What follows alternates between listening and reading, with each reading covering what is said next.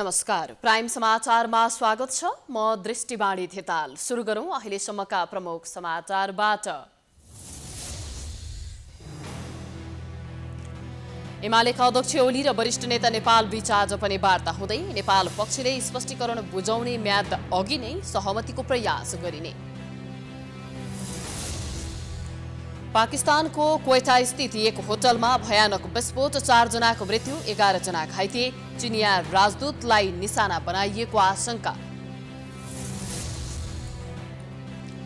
Indian premier league आइपिएलमा Chennai super किङ्सद्वारा Kolkata knight riders 18 रनले पराजित, जितसँगै चेन्नई अङ्क तालिकाको शीर्ष स्थानमा। स्पेनिस ला लिगा कार्डिजलाई 3-0ले हराउँदै रियल मैड्रिड शीर्ष स्थानमा। सेभिल्ला, ओसासुना र अलाभेस पनि आफ्नो खेलमा विजयी। र त्रिकोणात्मक टी20 क्रिकेटको आफ्नो अन्तिम लेगमा आज नेपाल र मलेसिया भिड्दै। उपाधिका लागि शनिबार नेपाल र नेदरल्यान्ड्स भिड्ने।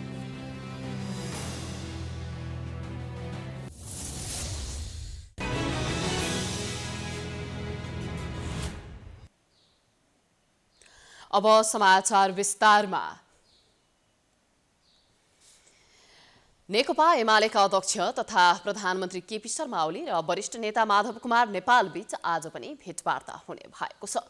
ओली र नेपाल बीच हिजो काठमाडौँको नागपोखरी स्थित एक होटलमा भएको भेटवार्ता निष्कर्षविहीन भएपछि आज पुनः संवाद हुन लागेको हो। आज माधव नेपाल पक्षले स्पष्टीकरण बुझाउने म्याद सकिनु अघि नै सहमतिको प्रयास गरिने नेताहरूले बताउनु भएको छ। उहाँहरूबीच पार्टीभित्र देखिएका अन्तर्सङ्घर्ष व्यवस्थापन गर्ने सम्बन्धमा छलफल भएको हो। हिजो नेताहरूबीच करिब 2 घण्टा भेटवार्ता भएको थियो। वार्तास्थलमा भेटिनुभएका प्रधानमन्त्रीका आर्थिक सल्लाहकार मोतीलाल दुगडले वार्ता सकारात्मक भएको र दुवै नेताहरू प्रफुल्ल मुद्रामा बाहिरिएको संक्षिप्त प्रतिक्रिया दिनुभयो। खुशी मुद्रामा निस्केको तपाईहरुले पनि हेर्नुभयो। संकेत चाहिँ राम्रै जस्तो देखिएको छ। अब राम्रै हुन्छ होला। दुईजना हाम्रो मेच्योर्ड नेता, एकदम यत्रो ठुलो वरिष्ठ नेताहरू हुनुहुन्छ। दुईजनाले वर्षौंसँगै काम गरेको हो। यो राम्रो हुनुपर्छ जस्तो लागेको छ। तर यो एउटा मतलब राम्रो सुरुवात भएको हो। अलिक राम्रो मुद्रामा हुनुहुन्थ्यो दुईजनै, तनाव रहित जस्तो देखिनुभयो। गत पुस 5 गते प्रतिनिधि सभा विघटन पश्चात ओली समूह र नेपाल समूह बीच विवाद बढेको थियो। नेकपा एमालेको झलनाथ खनाल माधव नेपाल पक्षले आज पार्टी अध्यक्ष केपी शर्मा ओली समक्ष स्पष्टीकरण बुझाउने भएका छन्। बुधबार बुद्धनगरमा बसेको सो पक्षको स्थायी कमिटी बैठकले बिहिबार नै स्पष्टीकरण बुझाउने निर्णय गरेको उपाध्यक्ष अष्टलक्ष्मी साक्यले जानकारी दिनुभएको छ। बैठकमा पार्टीभित्रको आन्तरिक विषयमा छलफल भएको र थप रणनीतिका साथ अघि बढ्ने निर्णय गरिएको छ। साक्यले स्थायी समितिका सदस्यहरूबीच छलफल नभएको लामो समय भएकाले आगामी रणनीतिका बारेमा छलफल भएको बताउनुभयो। आज के पनि होइन, खाली के छ स्थिति भनेर अलिकति जानकारी त्यति समसामयिक राजनीति विषयमा त्यही विषय। अब त्यत्रो 27 जनाले कारबाही गरे। अनि यो कारबाही विषय केही कुरा त भयो होला नि? छैन, भएको छैन। अब स्पष्टीकरण भोलि बुझाइहाल्नुहुन्छ, उहाँले भोलि बुझाउनुहुन्छ त। नेकपा एमालेका अध्यक्ष ओलीले मंगलबार वरिष्ठ नेता माधव कुमार नेपाल सहित 27 जना संघीय सांसदलाई पार्टीको नीति निर्देशन विपरीत गतिविधि गरेको भन्दै स्पष्टीकरण माग गर्नु भएको थियो। नेपालमा थप 2351 जनामा कोरोना भाइरस संक्रमण पुष्टि भएको छ।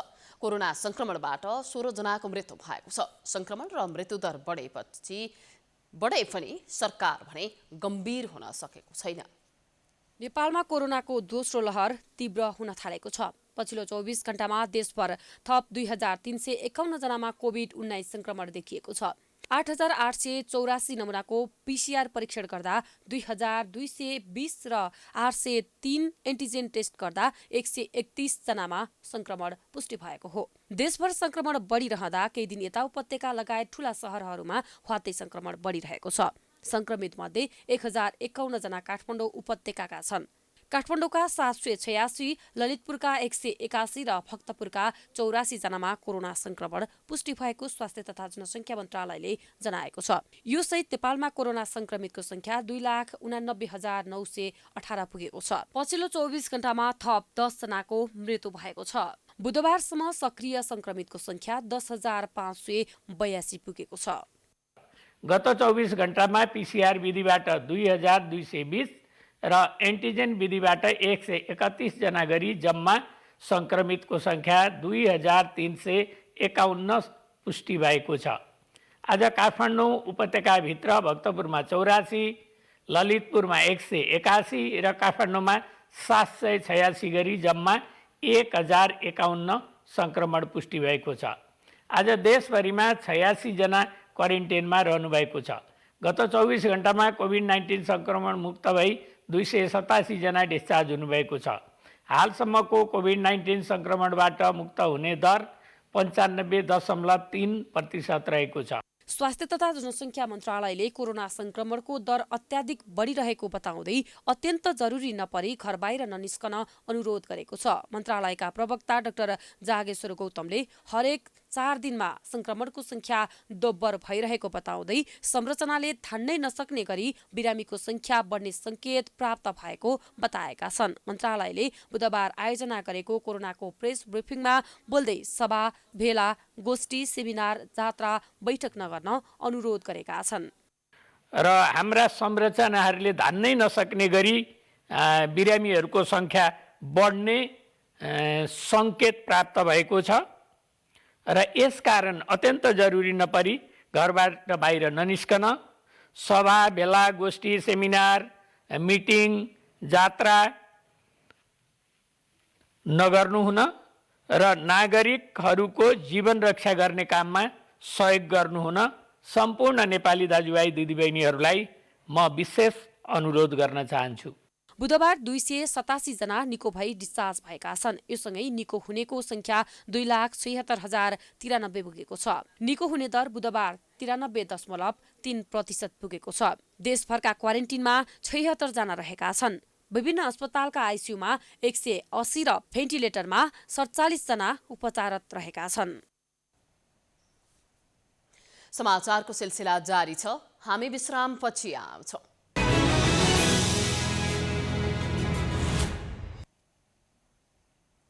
विश्रामपछि स्वागत छ। अब बाँकी समाचार।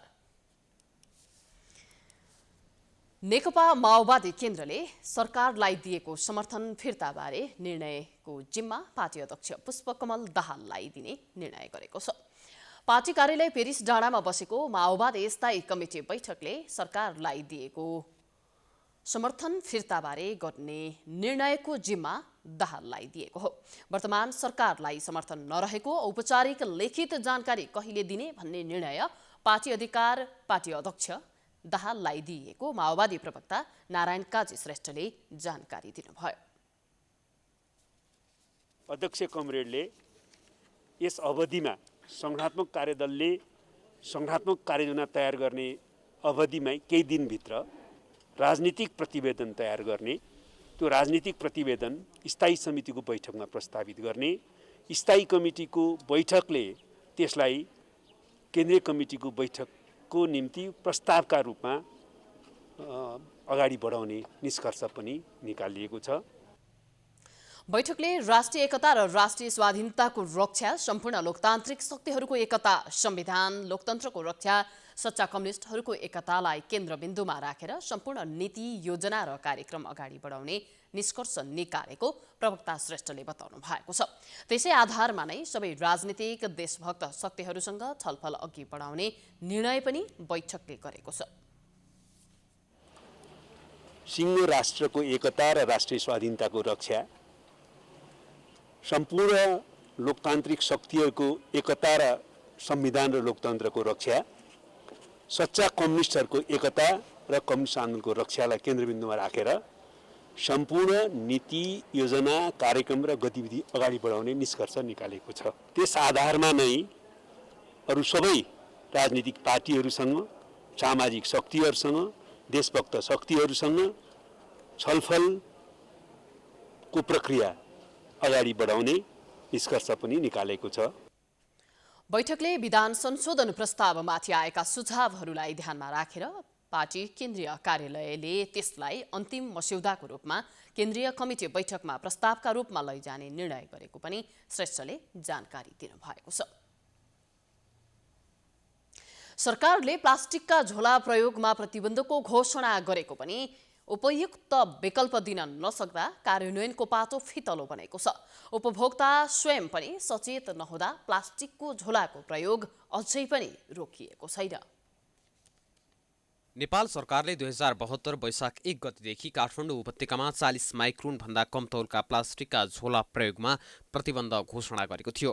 प्लास्टिक झोलाको अत्याधिक प्रयोगले वातावरणलाई प्रदूषित र दुर्गन्धित बनाएको भन्दै प्रतिबन्ध लगाएको थियो। प्रतिबन्धपछि प्लास्टिकका झोलाको विकल्पमा सुतीका झोला र कागजमा पोको पारेर सामान बेच्ने क्रम सुरु भएको थियो। त्यसले पनि निरन्तरता भने पाउन सकेन। प्रयोगमा केही न्यूनीकरण भए पनि लुकीचोरी प्लास्टिकका झोला बिक्री गर्ने क्रम भने रोकिएन। त्यसपछि वातावरण विभागले घोषणाको अनुगमन थाल्यो। वातावरण विभागले उत्पादन र बिक्री वितरणमा कडाई गर्न थाल्यो। कानुन अटेरी गर्ने केही प्लास्टिक उद्योगलाई र करिब 3 दर्जन विक्रेतालाई कारबाहीको सिफारिस पनि गर्यो। विभागलाई अनुगमनको अधिकार दिए पनि कारबाही र जरिवाना गर्ने अधिकार नदिएकाले यसलाई पूर्ण रूपमा बन्द गर्न नसकेको वातावरण विभागका महानिर्देशक बताउनुहुन्छ। अब हामीलाई कारबाही गर्ने अधिकार छैन। अहिलेको वातावरण संरक्षण ऐन नियमले हामीले अनुगमन गर्ने कारबाही गर्न चाहिँ तत्र निकाय जसले त्यो उद्योगलाई सञ्चालन गर्नलाई अनुमति दिएको हो त्यो उद्योगलाई हामीले कारबाहीको लागि सिफारिस मात्रै गर्न सक्छौँ। प्रदूषण नियमन तथा नियन्त्रण शाखाले नै 40 माइक्रोन भन्दा कम तौलका प्लास्टिकका झोला प्रयोगलाई नियन्त्रण गर्न नसकेको स्वीकार गरेको छ। नियम पालना नगर्नेलाई कारबाही गर्न औद्योगिक व्यवसाय ऐनले अवरोध गरेको शाखाको गुनासो छ। प्लास्टिक झोला नियमन तथा नियन्त्रण निर्देशिका 2068 जारी गरेको, त्यसपछि चाहिँ काठमाडौँ उपत्यकाको लागि चाहिँ 71 चैत्र 18 गते चाहिँ एउटा राजपत्रमा सूचना प्रकाशित गरेको छ। 40 माइक्रोन र 20x35 साइजको झोलाको लागि र उपत्यका बाहिर चाहिँ अहिले चाहिँ 30 माइक्रोनको झोलाहरू 6-12 देखि सुरु भएर ठुलो साइजको सम्म जान सक्ने। बजारमा प्लास्टिकको झोलामाथि प्रतिबन्ध देखिँदैन। सर्वसाधारणले वैकल्पिक व्यवस्था नगर्दा पनि आफूहरू प्लास्टिकको झोला प्रयोग गर्न बाध्य भएको व्यापारीहरू बताउँछन्। दिनु परिहाल्छ हैन, आउने मान्छेले झोला ल्याउँदैन, त्यसमा हारे दिनु पनि बाध्यता हुन्छ। दिनु परेको अब हामीले त उनीहरूले जे भन्छ त्यही मान्यो, त्यही त हो नि। कोहीले ल्याउँछ कोहीले ल्याउँदैन झोला पनि त्यही हो। हामीले प्रयोग गरिरहेछौँ। अब के झोला ल्याउने मान्छेले ल्याइदिया हुँदैन। 2-3टा झोला हाल्नु भन्छ, हामीले त 1000-1200 झोला दिनकै किन्नुपर्छ यहाँ त, त्यही हो। पहिला सुरुमा यसको जनचेतना फैलियोस्। जनचेतना फैलेपछि सबैले अनि प्लास्टिकको सट्टा हजुरले भनेको जस्तो झोलाहरू होइन, प्लास्टिक बाहेक अरू झोलाहरू युज गर्न बनोस्। त्यो भयो भने सबैलाई सहज पनि हुन्छ, हामीलाई नि सजिलो हुन्छ। प्लास्टिकले पछि दिनु मैलो फोहोर भयो होइन, जथाभावी भयो, फोहोर भयो, सहर पनि नराम्रो, जता पनि दुर्गन्धित भयो। अब सकभर हामी सरकारले भन्दा नि हामी आफै चाहिँ यसमा सचेत भयो भने सबै कुरा सचेत हुन्छ होला जस्तो लाग्छ। नेपालमा करिब 400 प्लास्टिक उद्योग छन्। उत्पादनबारे केही ठोस व्यवस्था छैन। हालसम्म पनि प्रतिबन्धको प्रभावकारिता देखिन सकेको छैन। पटक पटक मन्त्रालयले प्लास्टिकको झोलामाथि प्रतिबन्ध गराउन खोजे पनि सफल भएको छैन। समाचारको सिलसिला जारी छ। हामी विश्रामपछि आउँछौँ।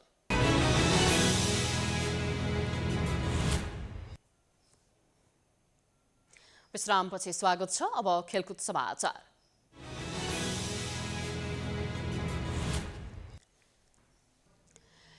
त्रिकोणात्मक T20 सिरिजको अन्तिम लेगमा नेपाल र मलेसिया बीच आज खेल हुँदैछ। प्रतियोगिताको फाइनलमा नेपाल र नेदरल्यान्ड्स पुगिसकेकाले आजको खेल मलेसियाका लागि प्रतिष्ठाको लागि मात्र हुनेछ। बिहानैदेखि वर्षा भइरहेकाले खेल प्रभावित हुने आशंका पनि गरिएको छ। सिरिज अन्तर्गत बुधबार नेदरल्यान्ड्स र मलेसिया बीचको खेल बराबरी भएपछि नेपाल फाइनलमा पुगेको हो। नेपालसँगै नेदरल्यान्ड्स पनि फाइनलमा पुगेको छ भने मलेसिया बाहिरिएको छ।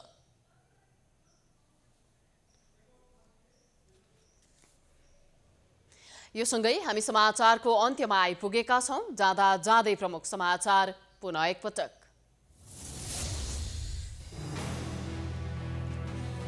एमालेका अध्यक्ष ओली र वरिष्ठ नेता नेपाल बीच आज पनि वार्ता हुँदै नेपाल पक्षले स्पष्टीकरण बुझाउने म्याद अघि नै सहमतिको प्रयास गरिने।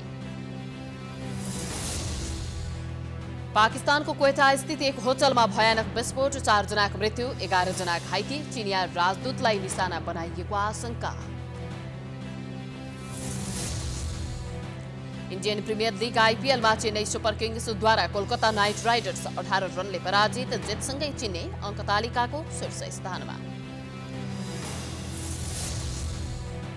स्पेनिस ला लिगा काडिजलाई 2-0ले हराउँदै रियल मैड्रिड शीर्ष स्थानमा। सेभिल्ला, ओसासुना र अलाभेस पनि आफ्नो खेलमा विजयी। र त्रिकोणात्मक टी20 क्रिकेटको आफ्नो अन्तिम लेगमा आज नेपाल र मलेसिया भिड्दै उपाधिका लागि शनिबार नेपाल र नेदरल्यान्ड्स भिड्ने।